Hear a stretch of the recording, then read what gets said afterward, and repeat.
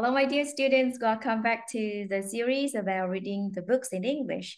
And here we are at the chapter 8, a super school of the book. Our teachers are superhero. And let's get started. Freya and Benji, Mr. J announced as he strode over to them. Freya's heart was in her mouth, and Benji stood as still as a statue.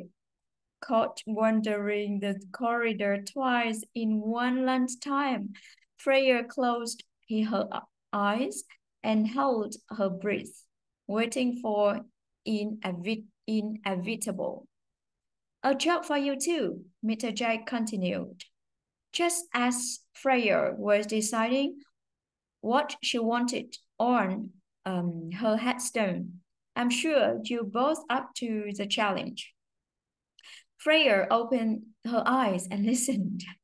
Mr. J didn't sound angry or even disappointed to find the pair outside the staff room. He continued to explain.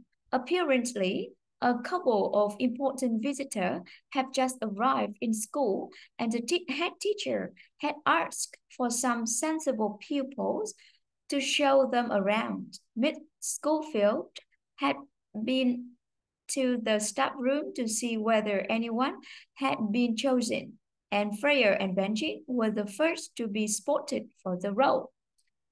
I really can't, flashed Benji. I wouldn't know what to say. I get all nervous with people I don't know. Mr. J had already made his decision.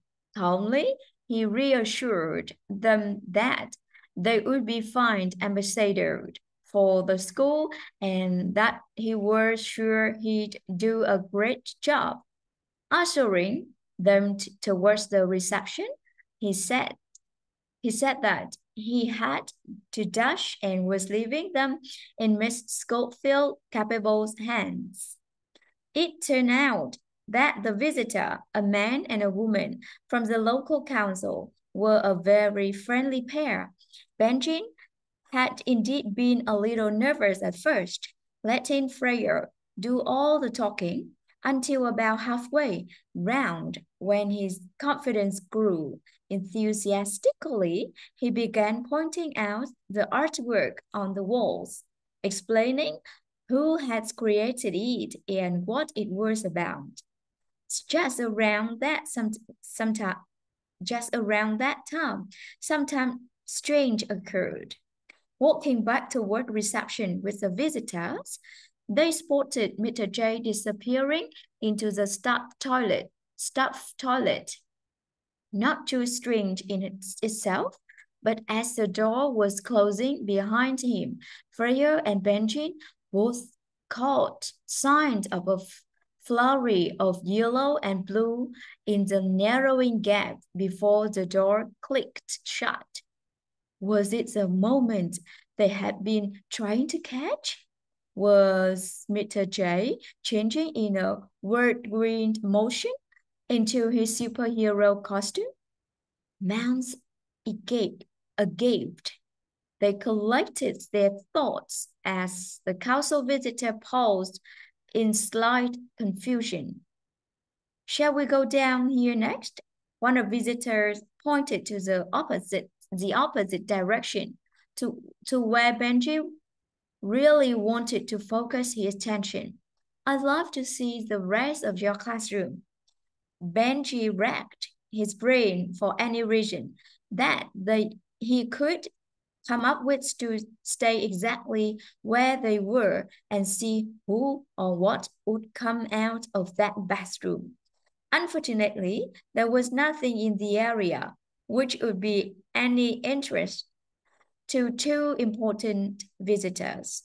Yes, of course. Freya stepped in. There's no point standing here showing you the toilets and the PE equipment, is it? Is there? She forced a little laugh and shot Benji a glance. By the time they were back at the reception, Freya got the tour back on track, and Benji has regained his confidence and tour guide skills. But there was no sign of Mr. J. Well, what a super school you have here, the lady visitor said as she thanked the children once again before being guided away by Miss Scotfield. Towards the head teacher's office, Freya and Benji looked at each other. Superb! They both burst out at the same time and giggled. That afternoon, Benji reflected on another seemingly missed opportunity in their search of evidence as he daydreamed his way through his fraction work. He had enjoyed speaking to the visitors. Maybe he was not as nervous as he thought with people he didn't know. Freya confirmed later that there had been no sign of Mr. J for the rest of the afternoon. The supply teacher had been kind and friendly, but just wasn't quite the same type of a super as her usual teacher. And that's the all of chapter 8. Thank you very much and see you in next video. Goodbye.